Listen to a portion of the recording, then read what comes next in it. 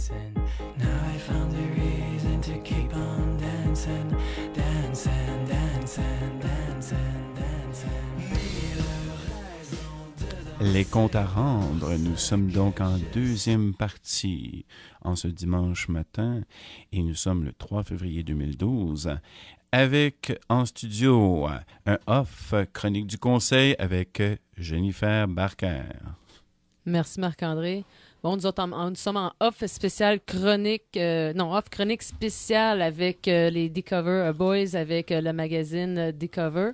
Et puis, Mélanie Fay est ici avec nous. On va parler du Salon de l'amour de la séduction, les appels de dossiers pour le Festival d'art érotique et le prochain lancement des covers. Salut Jennifer. Salut les gars. Ça va bien? Toujours bien, vous autres? Oui, mais en fait, il nous manque un membre de D-Cover. C'est Michael Lockhart qui est en train de se faire griller le cul au Mexique. Alors, un beau petit bonjour à Michael. Bonjour Michael. J'aimerais ça être avec toi, par exemple. Oui, c'est ça. Mais bon. Alors, cette semaine, on va vous présenter deux artistes qui sont dans la revue le numéro 15. Et je vais laisser Cédric vous parler du lancement qui a lieu le 10 février, le lancement du prochain numéro de D-Cover.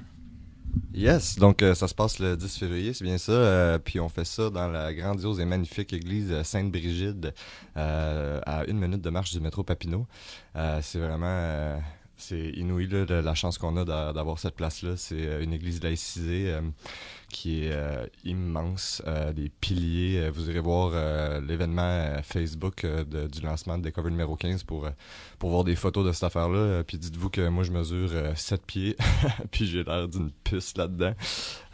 Puis c'est ça, on a planifié une belle soirée. On a 5 artistes en direct qui vont s'inspirer des starlettes de Mondosé pour créer des œuvres en direct, dessin, peinture à l'huile, tout figuratif pour cette gang-là. Puis on a aussi une belle gang qui vont faire une peinture en direct collective sur une grosse toile de 5 pieds par 3 pieds.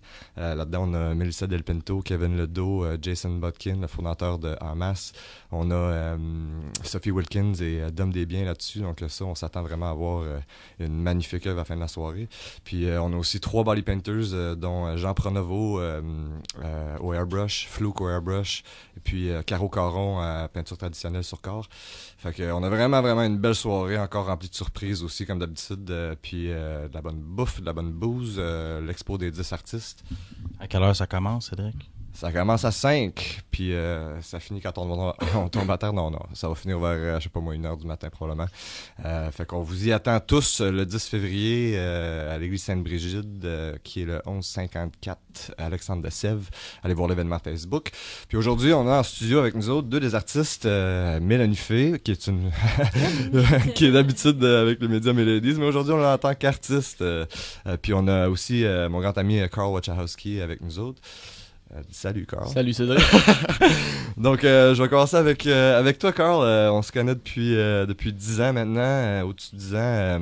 Explique-nous donc un peu ton parcours artistique à date. Qu'est-ce que ça donne tout ça? Ben, toi et moi, on est allé à l'école Sheridan, dans la ville d'Oakville, en Ontario. Mm-hmm. Puis on a étudié l'animation ensemble, on a fait beaucoup de dessins de vie. Alors, on a fait du nu 6 heures par jour pour des années et des années, puis on a dessiné des bonhommes, puis on a eu bien du fun. Ouais, puis t'as aussi un bon background en graffiti. Ah ouais, j'ai peinturé beaucoup dans ma jeunesse, et c'est beau de voir en rentrant à Montréal que c'est encore très vivant ici, c'est super fort. Puis maintenant, ta nouvelle ligne de vie, c'est quoi? T'es venu ici à Montréal pour... Alors, j'ai fait le choix, j'ai choisi Montréal pour venir apprendre à faire du tatouage. Alors, j'avais un copain ici, puis il a ouvert une boîte qui s'appelle Mandrika au 4060 Saint-Laurent. Puis il m'a invité à venir participer dans le monde du tatou. Alors ça fait des années que je fais des arts commerciaux. Alors j'ai trouvé que c'était une excellente idée de venir apprendre. Puis ça a été marrant du début à la fin, puis je suis pas proche de la fin.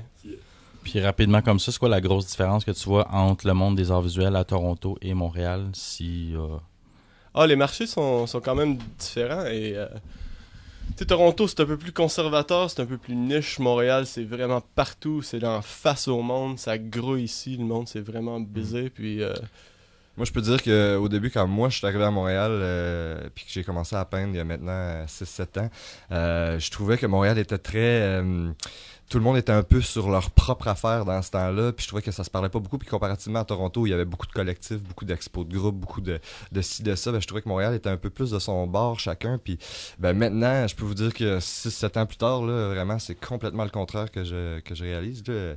Tout le monde est en train de se pogner ensemble, de faire des gros projets ensemble, puis avec des covers, avec le VIP, Virus d'improvisation picturale, vraiment tous les artistes commencent à se rencontrer puis à se motiver chacun. T'as un peu l'impression de ça aussi? Oh, absolument. Puis, tu sais, c'est sûr que les deux villes ont des vraiment belles scènes. Mais Montréal, en ce moment, j'ai vraiment trouvé que ça grouillait, que c'était super effervescent. Alors, j'ai été bien accueilli, j'ai ça à dire. Yes. Ben, Mélanie, toi, t'es allée à Toronto. Ben, en fait, vous êtes tous les deux allés à Toronto cet été. Avez-vous eu la chance de regarder un peu la scène là-bas? On est allé durant la Nuit Blanche, fait qu'on a eu la chance de voir beaucoup de petites expositions dans des cafés, dans des événements divers. On a même participé, à un moment donné, il y avait une petite cabine où on pouvait avoir un instantané de critique artistique faite par des professionnels. Ça, on a eu un fun fou là-dedans. Puis, non, c'était beau de voir justement qu'il y en avait partout dans la ville de l'art ce soir-là. Puis...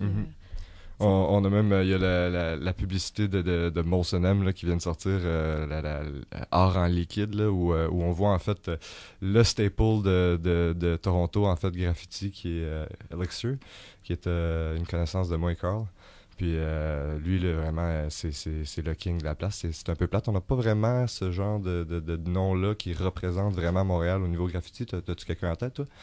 Ah ben, il y a plein de monde à Montréal, tu sais, il y a Scan, il y a... Ouais, Scan, qui avait un show à Fake Boutique il y a 2 semaines qui était vraiment fantastique. On espère bientôt le montrer dans des covers. Donc, Carl, si tu as de la pub à faire pour ton art, ben c'est maintenant ou jamais, mon gars. Ben, c'est ça. Moi, on peut me retrouver en apprentissage à Studio Mandrica, au 4060 Saint-Laurent. Je suis là du lundi au samedi de midi à 6. Alors, si jamais il y a quelqu'un qui veut un petit à un moyen tatou, relativement simple, même couleur, faites-vous un grand plaisir, puis venez me voir.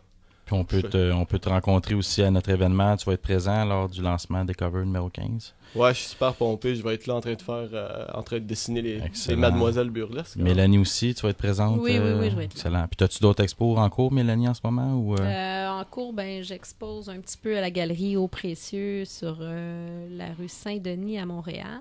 OK. Puis ben là, j'ai envoyé des dossiers pour une exposition de Paris. Jennifer pourra en parler un petit peu plus longuement. Mais, ça fait combien de temps que tu fais de la peinture, toi? Ben, moi, j'ai étudié en 95-96, mais Okay. j'ai pris une pause de 10 ans pour élever mes enfants. Okay. Ça fait 3 ans que je me suis remis à la peinture. OK. Excellent. Fait que, ben moi, Cédric, t'as d'autres questions ou... Non, moi, je parlerais plus longuement de l'événement. Je pourrais parler de comment dur qui est à sortir. C'est un maudit magazine-là, là, on est sur le rush ben raide.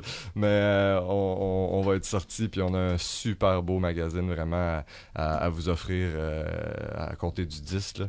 Puis l'événement va être vraiment le meilleur événement qu'on va avoir eu à date, c'est sûr et certain.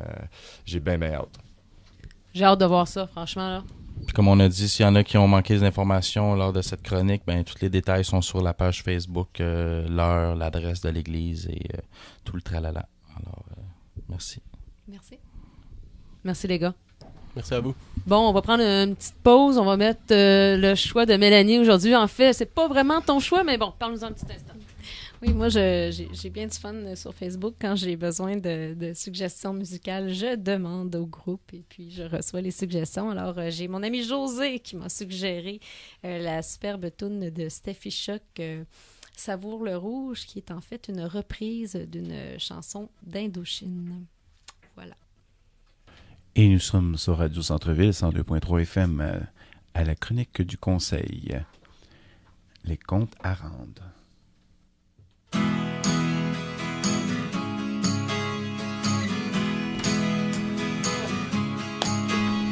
Si je dessinais sur toi des serpents en argent, tu voudras voir des marais de sang et cultiver la fleur de mes mouvements.